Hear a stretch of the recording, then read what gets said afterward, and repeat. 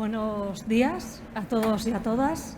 Bueno, muchas gracias en primer lugar al Ministerio de Industria, Comercio y Turismo por la invitación que nos han hecho de poder moderar y ser ponentes del foro Tecnologías Habilitadoras y en concreto de esta mesa redonda que son las tecnologías y enfoques disruptivos en la transformación digital. Bueno, entendemos por tecnologías disruptivas aquellas que están generando cambios, como decimos, en esta transformación digital que estamos viviendo y que nos están dando la oportunidad de avanzar en nuevos modelos de negocio.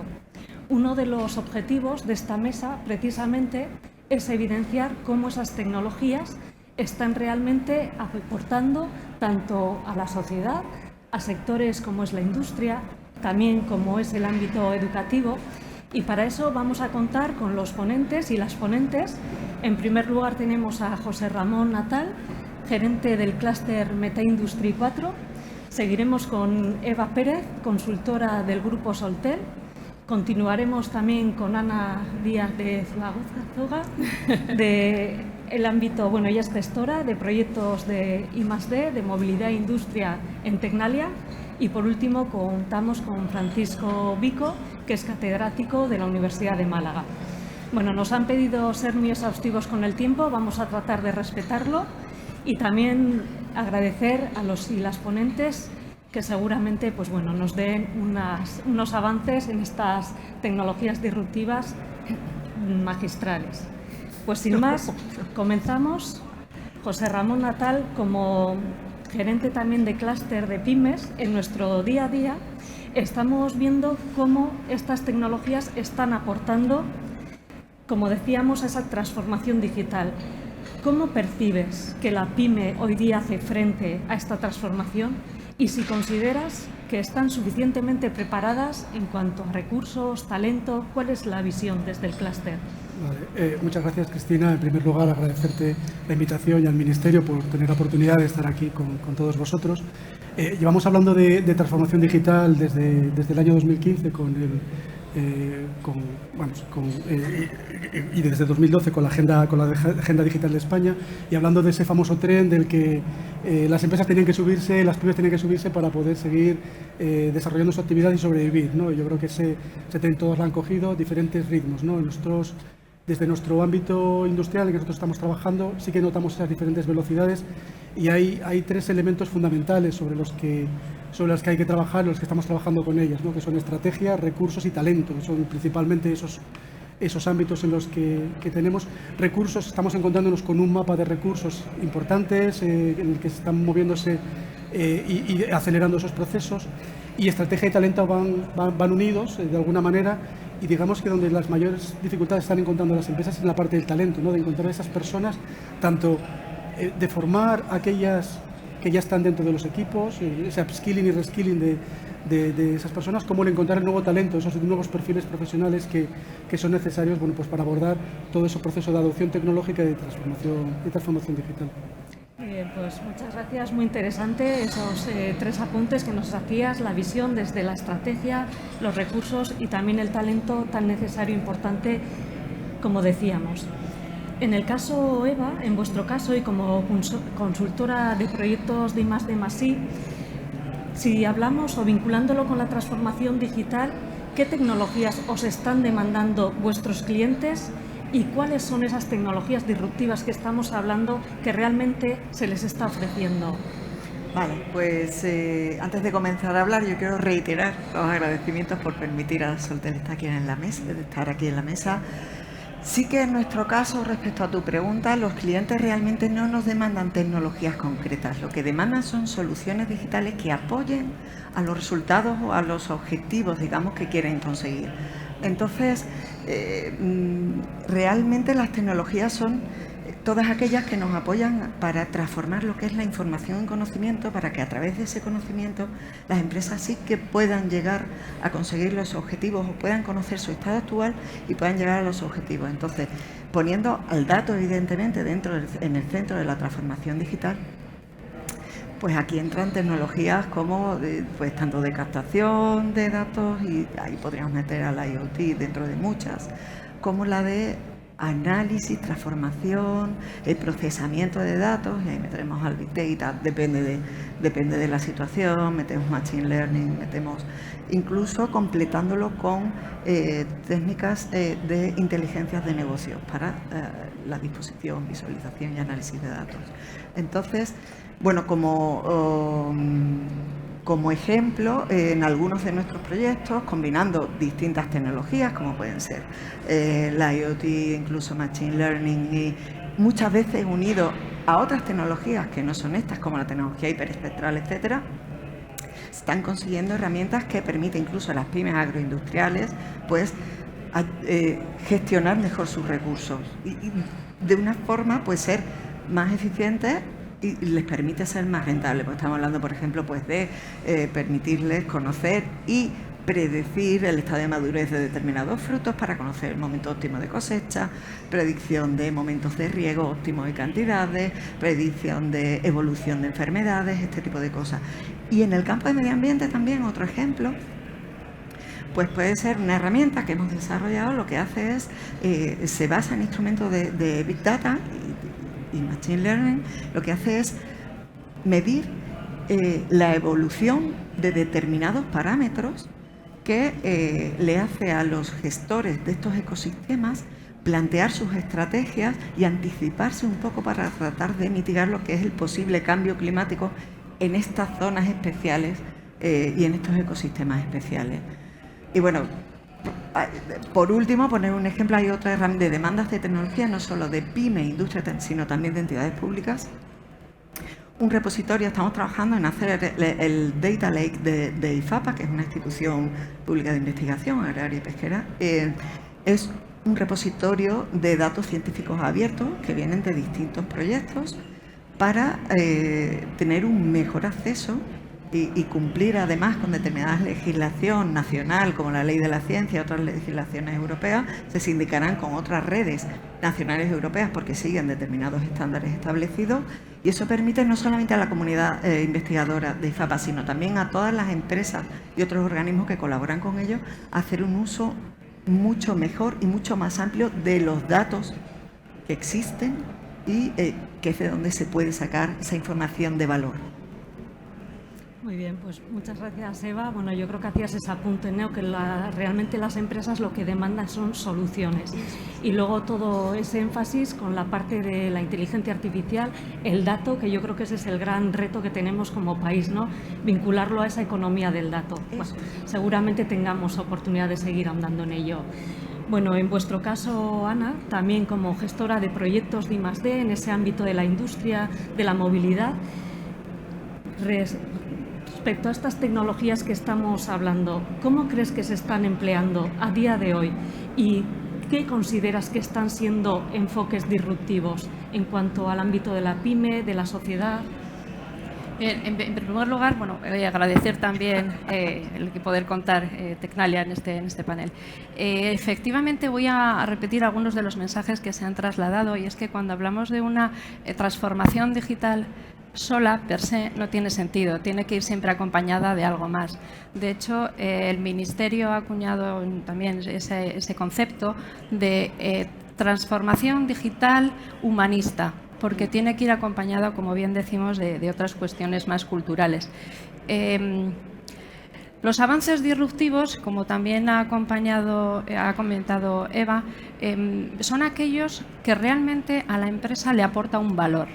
No es la tecnología per se, sino que le aporta una solución, resolver un problema, mejorar sus índices, el que sea. Y para eso es cierto que se basan en una serie de palancas que a nivel de país de programas pues sí se están trabajando, como también han comentado, la parte de infraestructuras, la parte de tecnologías, todo lo que tiene que ver con la economía, que al final esto cuesta dinero, y la parte de las personas, el talento, las capacidades digitales que se tengan. Yo me voy a centrar en las tecnológicas. Creo que hay dos bloques de tecnologías por las que merece la pena hacer un poquito de énfasis, sin que se nos enfade ninguna otra tecnología, ¿no? Pero como apuntaba también Eva, está la relacionada con el dato y todo lo que tenga que ver con su captación, su acceso, el dónde guardamos, en la nube, tal. Todo eso es necesario, desde luego, y las infraestructuras, pero más necesario es lo que viene después, el análisis. Todas las tecnologías que nos permiten hacer ese análisis del dato, bien sea el machine learning, el deep learning, todas las que tengan que ver con esa inteligencia artificial, la visión artificial, todas las tecnologías que al final lo que hacen es ayudar a la persona a tomar las decisiones. Bien, eso es un bloque de tecnologías. Otro bloque es el que tiene que ver con la persona, que no nos olvidemos también de la persona.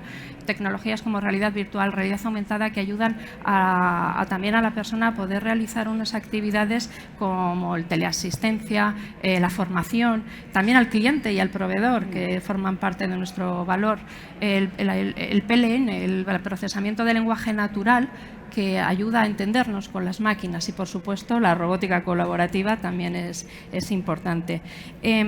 Dicho esto, y quiero dar un dato que leí, salía publicado la semana pasada, un estudio publicado por la Comisión Europea de la década digital 2023 en España, que dice que el 68% de las empresas tienen al menos un nivel básico de intensidad digital. Bueno, como vemos, todavía nos falta, tenemos recorrido para tener esa digitalización completa.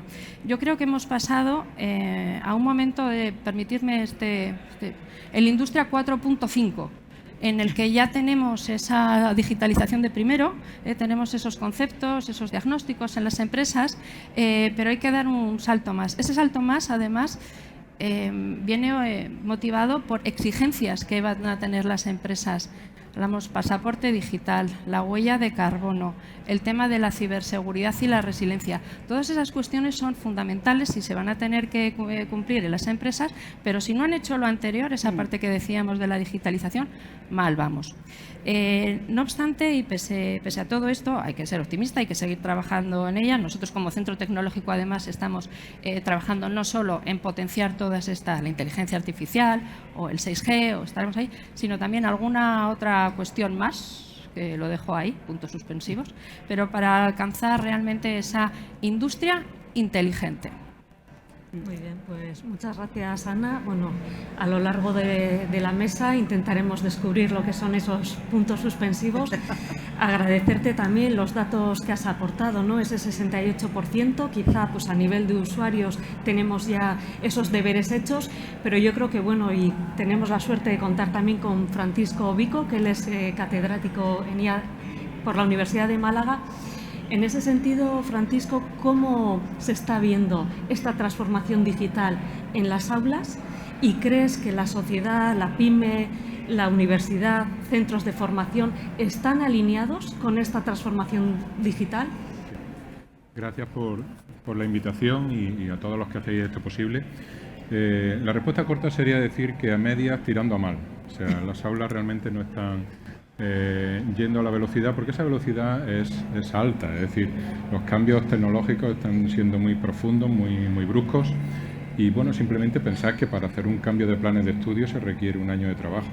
Entonces puede ser que tú digas, vale, ya tenemos la asignatura preparada, pero resulta que esa tecnología ha caído en desgracia, ahora ya ha sido sustituida por otra. Quizás con un plan rápido para ciertas titulaciones se podría. La respuesta corta habría que buscarla, o sea, quiero decir, más en detalle habría que buscarla según los niveles. A nivel preuniversitario ya el Plan Bolonia nos alineó bastante en este tipo de cosas. Por ejemplo, en la ingeniería bastante más, y en concreto la Universidad de Málaga pues saca este curso un grado de ciberseguridad e inteligencia artificial, precisamente pues alineado con esa estrategia malagueña de convertirse un poco en el hub tecnológico de la ciberseguridad, ¿no? Entonces sí, ahí en ciertos niveles se ve mucho alineamiento. A nivel preuniversitario yo diría que bastante menos. Alfabetización digital por un lado y alfabetización, que no se suele decir tanto, computacional por otro. Es decir, enseñar a utilizar esos dispositivos móviles de una manera razonable.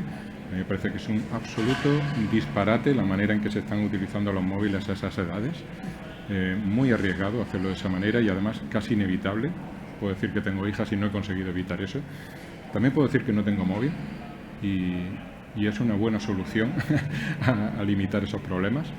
Pero me genera mucha preocupación el ver cómo a esas edades se aceptan ciertas normas sin tener ni el más mínimo conocimiento de los riesgos que involucran.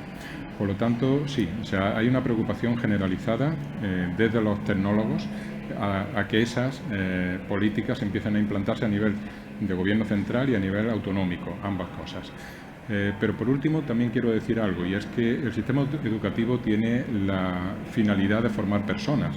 Es decir, que la parte de demanda laboral, la parte de alineamiento social es solo una componente de lo que debería ser el plan de estudios. El resto no tiene que ver con eso. Muy bien, pues muchas gracias, Francisco, también por el aporte que nos haces. Yo creo que aquí en este punto también nos toca reflexionar como sociedad ante lo que apuntabas, pues que realmente tenemos un problema y que tendremos también que hacerle frente. Bueno, continuando, volvemos a José Ramón.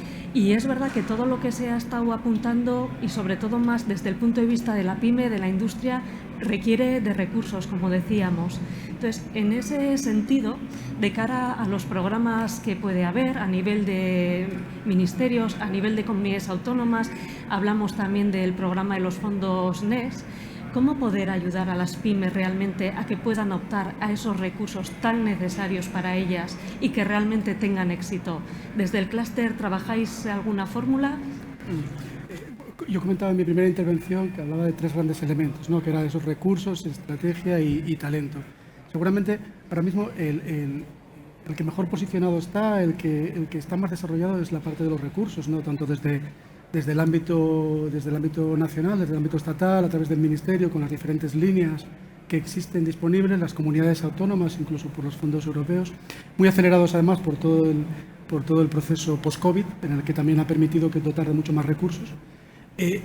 Pero luego hay un segundo elemento y es la orientación de las empresas, ¿no? El saber exactamente cuáles son las tecnologías que tienen que aplicar, cuál es el proceso que tienen que hacer para toda esa adopción tecnológica y desarrollo de transformación, en el que está habiendo hay más confusión, ¿no? Y seguramente una forma de arropar a las pymes a través de organizaciones intermedias y otro tipo de empresas y centros tecnológicos que de alguna manera den luz y que les apoyen, ¿no? Nosotros desde MetaIndustry lo estamos haciendo a 3 niveles.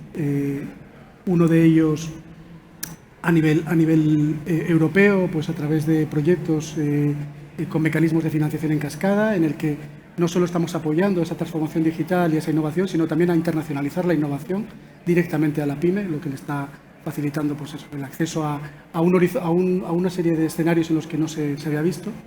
En el ámbito regional formamos parte del European Digital Innovation Hub en Asturias y al final eso no deja de ser un one-stop shop en el que podemos, una ventanilla única en la que las empresas pueden acompañarse y apoyarse en los diferentes recursos necesarios para que se sientan más arropadas, ¿no? Y que puedan encontrar esas respuestas a esas necesidades que tienen.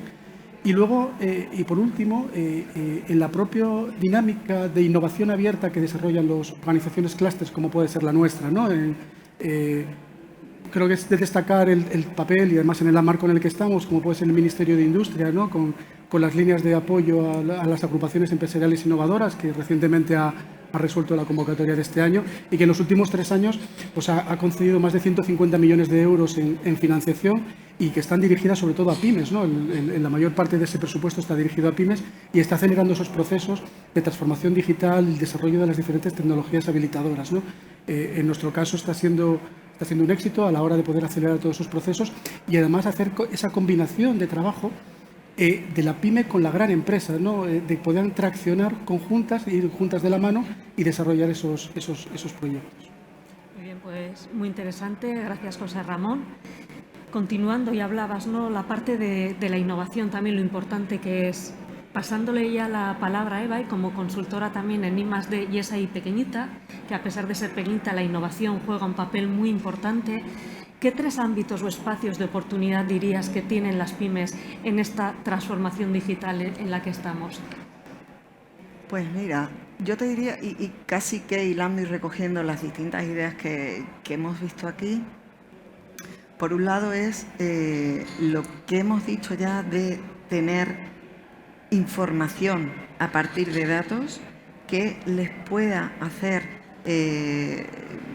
tomar decisiones de una forma mucho mejor informada, que puedan ayudarles a saber en el momento que están, de conocer su realidad y dónde quieren llegar.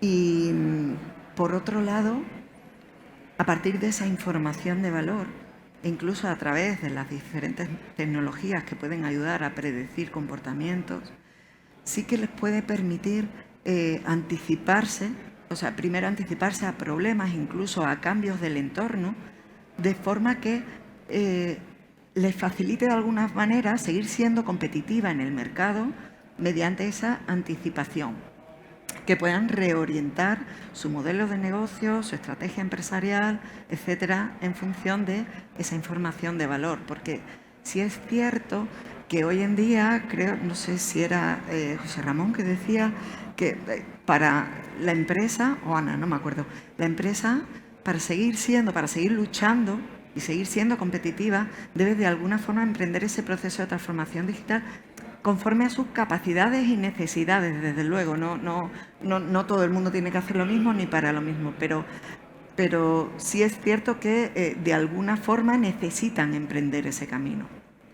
Y por otro lado, yo creo que así que es obvio, es lo que le ofrece a muchas empresas, y no solo en industria, también en servicios, la automatización de determinados procesos y tareas en áreas específicas, pues les hace ser mucho más eficientes.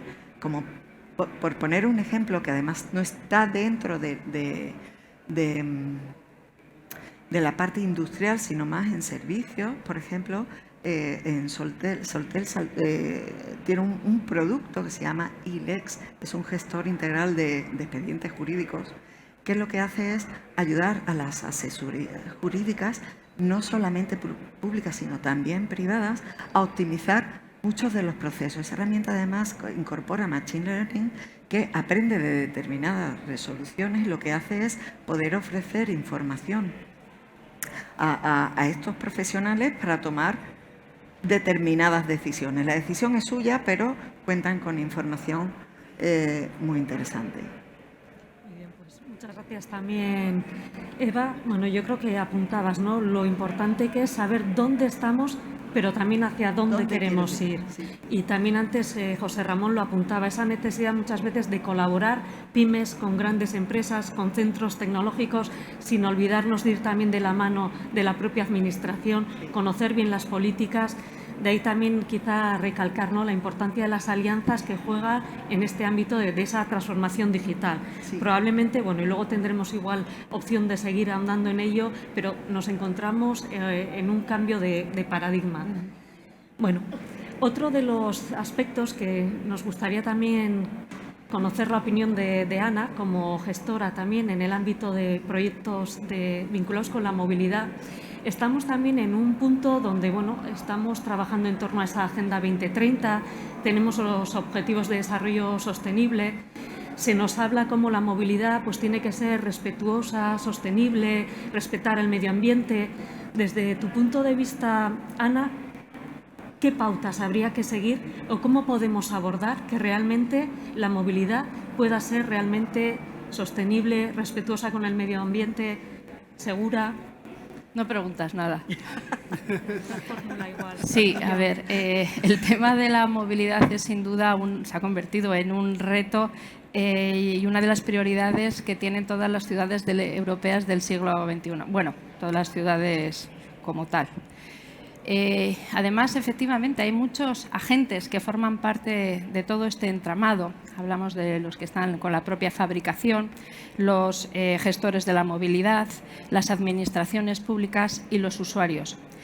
El primer enfoque, yo creo que aquí sí podría ser casi disruptivo, es ya que esos se pongan de acuerdo. El hablar de todos estos agentes, que a veces incluso hasta las fronteras pueden parecer un poco difusas, ese trabajo conjunto ya es per se algo digno de estudio, vamos a dejarlo ahí. Pero hay que tener un equilibrio en el que tengamos en cuenta la parte medioambiental, la parte social, la parte tecnológica y la parte económica. Todo eso hay que trabajar en un equilibrio y hay que hacerlo, además, teniendo en cuenta que hay 3 objetivos, que eso están completamente de acuerdo entre todas las partes, que es la reducción del CO2, la reducción del tráfico en las propias ciudades y también la parte que tiene que ver con la seguridad, sobre todo la seguridad de las personas, la seguridad de la información con la digitalización. Yo creo también que desde el punto de vista tecnológico lo debemos situar las líneas de trabajo que comentabas en dos cuestiones. Por un lado, y hablo también por lo que a Tecnalia toca, lo que estamos trabajando, va en dos líneas. Por una parte, lo que es el elemento de movilidad en sí, el vehículo, vamos a decir, y todo lo que está conllevando con las energías renovables. Tenemos alguna mesa más, algún foro más para hablar de eso. Todos los vehículos de cero emisiones. ¿Y esto qué conlleva? Pues conlleva que haya que trabajar también no solo en la parte de las baterías, que igual es lo que más trasciende, sino, por ejemplo, en el aligeramiento de los materiales, que es algo fundamental. Pero también en nuevas soluciones de movilidad. Nosotros en Tecnalia hemos apostado por el aerotaxi, que es pues el dron de drones, que le llamamos así, ¿no? Pero al final es un nuevo concepto de movilidad urbana aérea, que es algo también como para estudiar, porque es un nuevo enfoque que debemos dar en esta nueva época. Y luego todo lo que tiene que ver con los cómo es esa movilidad. Y ahí hago un subrayado en negrita, es todo lo que tiene que ver con la comunicación y con la interacción entre distintos elementos. Hablo del vehículo persona-vehículo. Ahí seguro que a todos nos suenan esos sistemas de ayuda a nuestra conducción, ¿no? Los asistentes, los HADAs. Pero hay muchos niveles, entre medias, bueno, hay 5 niveles, hasta llegar a ese vehículo autónomo al que estamos ilusionados por llegar, ¿no? Pero entre medias hay una cuestión, un enfoque que nosotros también estamos trabajando, que se llama el CECAM, que es el de movilidad cooperativa, conectada y autónoma, que es un enfoque, una línea de trabajo que es importante porque es algo que está entre medias, con esa comunicación entre la persona y el propio vehículo. Pero los sistemas de comunicación e interacción también son fundamentales entre vehículo-vehículo, vehículo-entorno, el vehículo con la ciudad, el vehículo con todas las infraestructuras. Bueno, son todo un tema de desafíos tecnológicos que son fundamentales a la hora de la interoperabilidad, el lenguaje, la estandarización de las comunicaciones, que no es baladí porque hay muchas disputas tecnológicas en este ámbito. Pero si todo esto fuera poco, además tenemos que añadir todo lo que tiene que ver con las regulaciones, los marcos regulatorios que sin duda son complicados y hay que poner de acuerdo, como decía antes, a todas las instituciones, entonces todos los agentes, para conseguir finalmente, como bien decías al principio de tu pregunta, Cristina, que sea esa movilidad sostenible, segura, respetuosa con el medio ambiente, pero también conectada, eficiente e inteligente.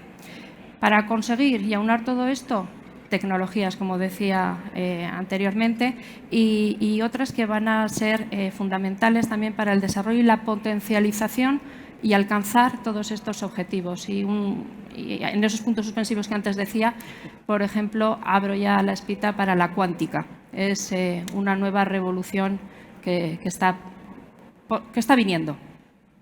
Muy bien, pues muchas gracias, Ana. Yo creo que has comentado varios ejemplos de esos enfoques disruptivos.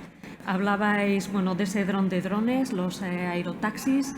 En Estados Unidos ya se da que pides un Uber y te viene el coche autónomo, se le indica la dirección donde te tiene que llevar.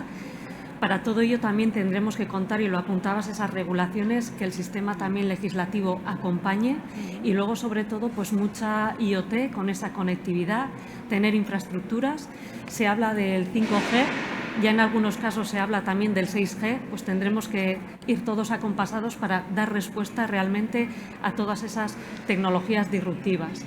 Bueno, yo creo que vinculándolo y continuando con Francisco, estamos viendo con todas estas tecnologías disruptivas y los ámbitos de actuación que hay, la necesidad de contar con talento. Y yo creo que a nivel de organizaciones empresariales, a nivel de pymes, muchas veces se oye que falta ese talento. Desde el ámbito más de la juventud, incluso desde los profesionales que hoy día podemos estar activos, que hablamos de ese reskilling, upskilling, ¿cuál sería para ti el talento idóneo que como profesionales o los jóvenes deberían adquirir para realmente estar preparados en este siglo XXI para todos estos enfoques disruptivos con las tecnologías que se han ido comentando? Bueno, evidentemente el lenguaje de los ordenadores es la clave. Es decir, tenemos una asignatura pendiente desde hace unos 40 años. O sea, ya los primeros ordenadores personales entraban en las aulas en los años 80.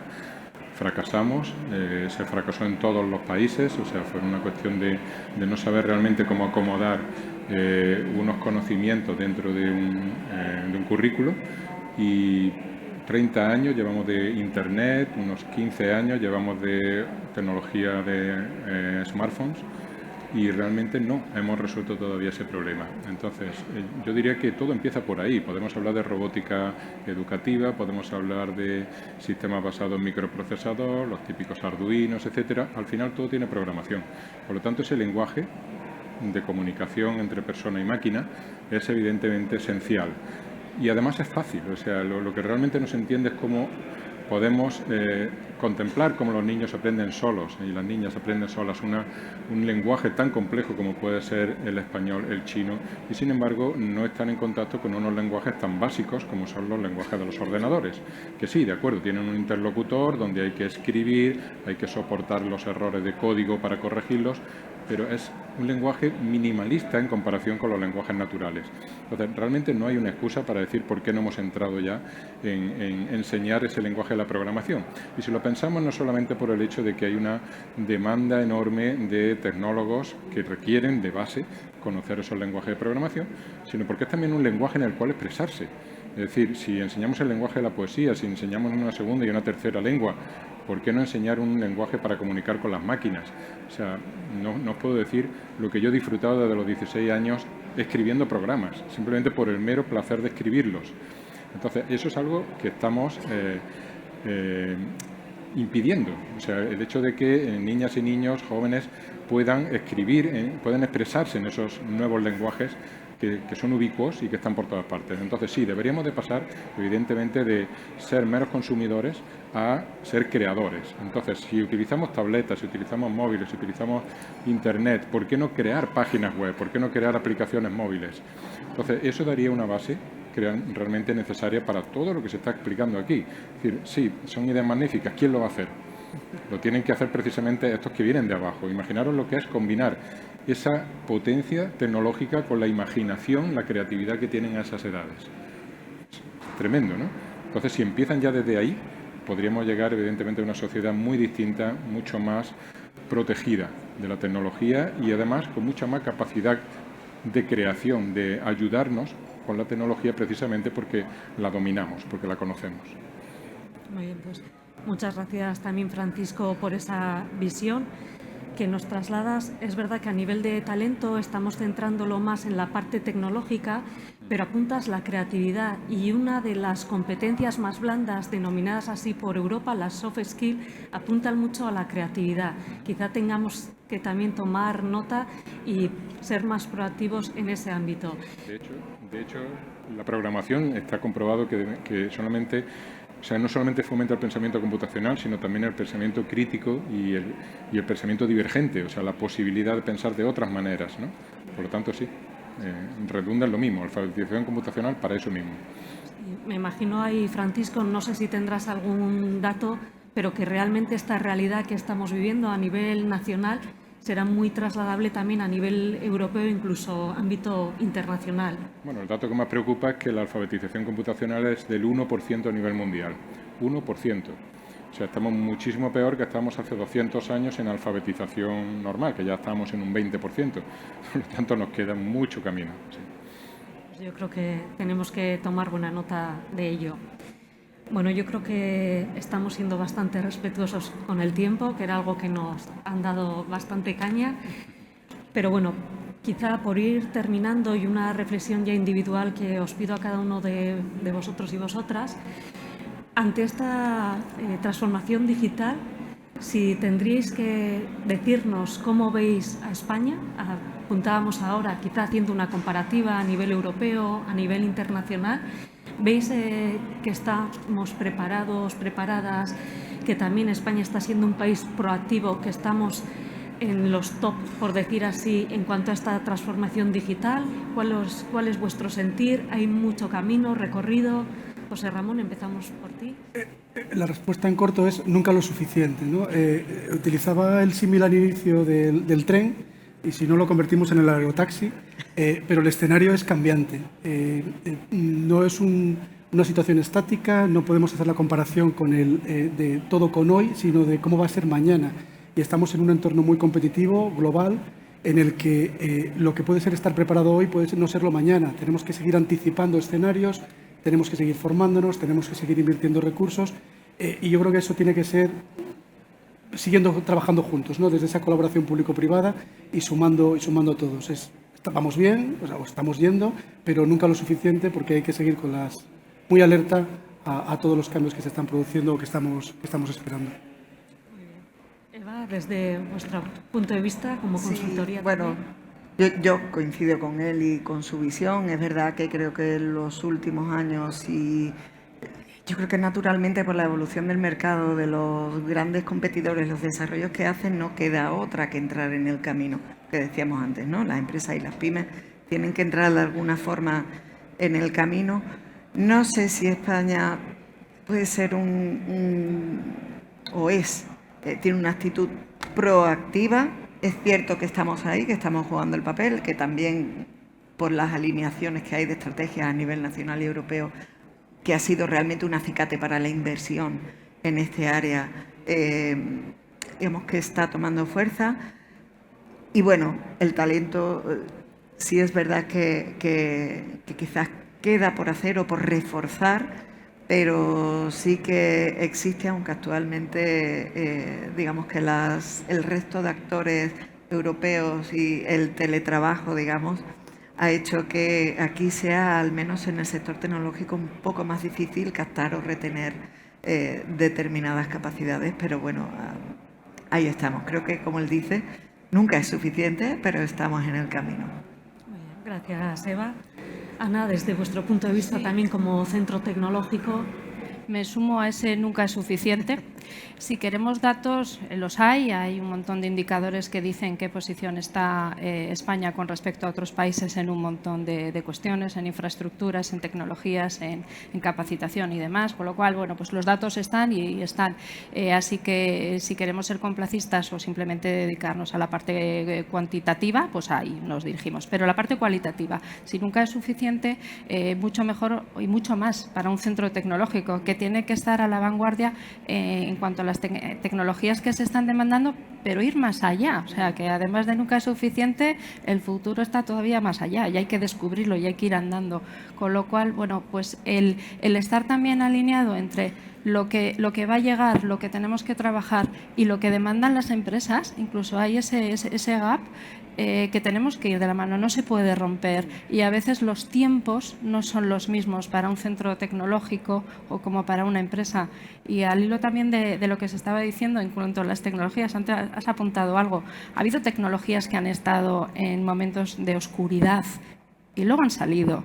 Bueno, pues eso, el jugar también con los tiempos y las necesidades de las demandas y de los marcos regulatorios que ahora mismo, y la situación geopolítica que nos está alterando a todos, bueno, pues es algo por lo que tenemos que trabajar con inteligencia natural y artificial. Perfecto, Ana, nos quedamos con eso. Y ya por último, Francisco, en 40 segunditos, desde el punto de vista de la universidad. Sí. Yo diría a nivel ingenieril, bien, un 8. A nivel no ingenieril, universidad quiero decir, 5,5 más o menos. A nivel preuniversitario, suspenso bajo. Ahí nos queda mucho que hacer. En viajes que he hecho en estancias en el Cono Sur, Fundación Sadowski en Argentina, Fundación Ceibal en Uruguay, en Chile, nos llevan millas de ventaja, muchas millas de ventaja a nivel preuniversitario. Por lo tanto, ahí es donde más trabajo queda por hacer. Pues agradecerte también, Francisco, y desde aquí pues cogemos el compromiso entre todos y todas de ir a por ello. Bueno, como estamos ya finalizando el tiempo, por nuestra parte agradecemos la asistencia. Personalmente agradeceros a los 4 vuestras intervenciones y ya os dejamos con la siguiente mesa, que será entornos para la adopción de tecnologías habilitadoras para las pymes, y moderará Soledad Díaz, que es la directora gerente de la Asociación de Parques Científicos y Tecnológicos de España. Muchísimas gracias. Gracias.